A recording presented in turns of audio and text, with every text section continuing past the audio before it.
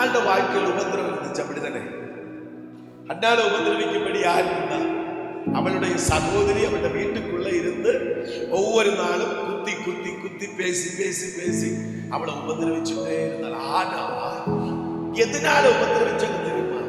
அவளுக்கு பிள்ளை, அவளுக்கு ஒரு குறை இருந்துச்சு, அவளுக்கு ஒரு வேதனை இருந்துச்சு. அல்லேலூயா. யாருக்கு? அன்னாளுக்கு. ஆனா பெனேலுக்கு நிறைய இருந்துச்சு, அன்னாளுக்கு ஒரு குறை இருந்துச்சு.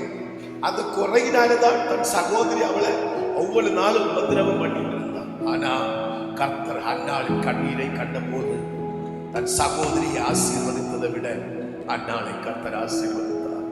இன்னைக்கு உங்க கண்ணீரை கர்த்தர் கண்டு உங்களை குற்றப்படுத்துகிறவர்களுக்கு முன்னே, உபத்திரவப்படுத்துவதற்கு முன்னே தலையை கர்த்தர் காட்டும்போது கொம்பை போல உயர்த்தி உங்களை மேன்மைப்படுத்துவார் என்பதற்கு மாற்றமில்லாத உண்மை. அல்லேலூயா.